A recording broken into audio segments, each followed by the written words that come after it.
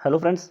तो आज की इस वीडियो में हम बात करने जा रहे हैं power and function of the governor. ठीक है, जैसे कि प्रेसिडेंट के हमने पावर एंड फंक्शन पढ़े थे, वैसे ही गवर्नर के भी कुछ पावर्स हैं, कुछ फंक्शंस हैं, उसको डिस्कस करते हैं हम। सबसे पहले हम फाइनेंशियल पावर की बात करते हैं।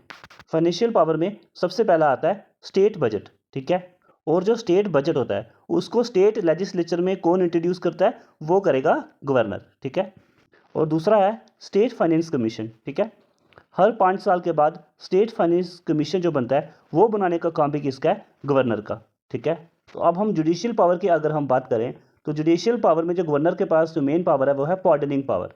ठीक है, अगर किसी की सज़ा ज़्यादा है, 10 साल की है, तो वो उसे 5 साल की कर सकता है। ठीक है, तो इस तरह की पावर भी है गवर्नर के पास।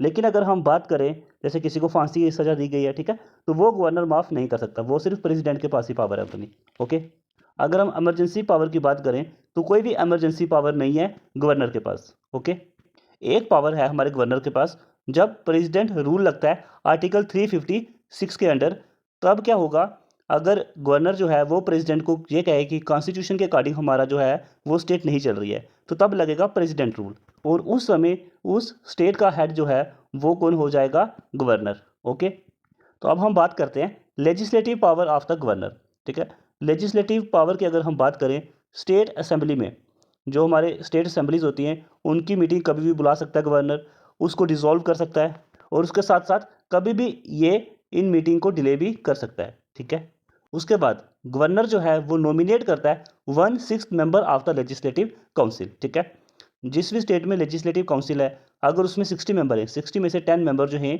वो नॉमिनेट करेगा गवर्नर। ओके, और उसके साथ साथ नॉमिनेट करेगा एक मेंबर एंग्लो इंडियन कम्युनिटी का। ठीक है, लेजिस्लेटिव असेंबली जो होती है स्टेट में, उसमें एक मेंबर जो है वो नॉमिनेट करेगा कौन, गवर्नर। ठीक है, और वो मेंबर कौन सी कम्युनिटी का होना चाहिए, एंग्लो इंडियन कम्युनिटी का। ओके फ्रेंड्स, और अगर हम एग्जीक्यूटिव पावर की बात करें तो बहुत सारी अपॉइंटमेंट जो हैं वो गवर्नर के द्वारा की जाती हैं, जैसे कि एडवोकेट जनरल ऑफ स्टेट हो गया, स्टेट इलेक्शन कमिश्नर हो गया। ठीक है, स्टेट पब्लिक सर्विस कमीशन के जो मेंबर्स हो गए। ओके, उसके साथ साथ जो वाइस चांसलर्स होते हैं यूनिवर्सिटीज़ के, ठीक है, वो भी गवर्नर ही अपॉइंट करते हैं। ठीक है, और इसके साथ साथ हम ऐसा भी कह सकते हैं कि स्टेट में जो भी एग्जीक्यूटिव एक्शंस होंगे, ठीक है, वो गवर्नर के नाम से ही होंगे।